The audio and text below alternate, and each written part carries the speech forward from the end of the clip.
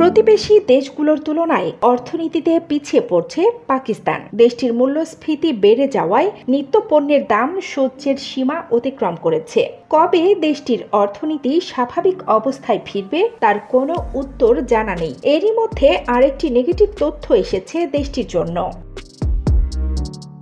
বিভিন্ন সেক্টরের high skill সম্পন্ন পেশাদার মানুষ পাকিস্তান ছেড়ে যাওয়ার হার এখন অন্য যে কোনো সময়ের তুলনায় বেশি। দেশটির সর্বশেষ জরিপে দেখা যায় 2022 এর তুলনায় 2023 সালে পাকিস্তান ছেড়ে যাওয়া দক্ষ মানুষের হার 119% পর্যন্ত বেড়ে গেছে। জরিপের প্রতিবেদনে মেধাবীদের পাকিস্তান ছেড়ে যাওয়ার বিষয়টি প্রায়োরিটি হিসেবে দেখা হচ্ছে। অর্থনৈতিক সংকটের মধ্যে দেশ ছেড়ে যাওয়ার এই প্রবণতা একসময় পাকিস্তানকে মেধাশূন্য করে দিতে পারে বলে আশঙ্কা করা হচ্ছে।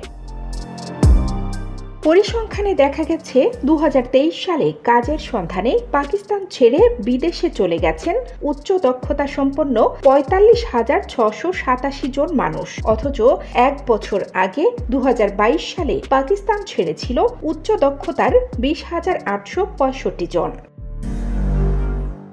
এক বছরের মধ্যে মেধা পাচারের এমন আশঙ্কাজনক বৃদ্ধি দেশটির সরকার যে সমৃদ্ধ ভবিষ্যতের আশ্বাস দিচ্ছে তাকে অনেকটাই বাধাগ্রস্ত করতে পারে। মেধা পাচারের এই প্রভাব পাকিস্তানের এক এক প্রদেশে এক এক রকম।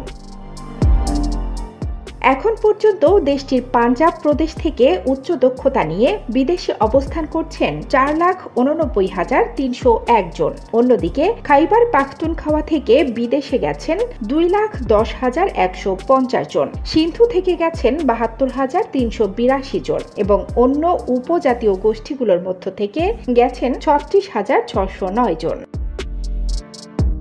বিশেষজ্ঞরা বলছেন, অর্থনৈতিক সংকটের কারণে অসংখ্য মানুষের দেশ ছেড়ে যাওয়ার প্রবণতা পাকিস্তানে প্রথমবারের মতো সামনে আসে 2021 সালের শেষের দিকে। সে সময় দেশটির শিল্প খাতের অন্তত অর্ধেক প্রতিষ্ঠান বন্ধ হয়ে গিয়েছিল এবং বেকারত্ব বেড়ে গিয়েছিল। মূলত কোথাও জুৎসই কাজ না পেয়ে অসংখ্য পাকিস্তানি ভাগ্যান্বেষণের দেশ ছাড়তে শুরু করেছিলেন।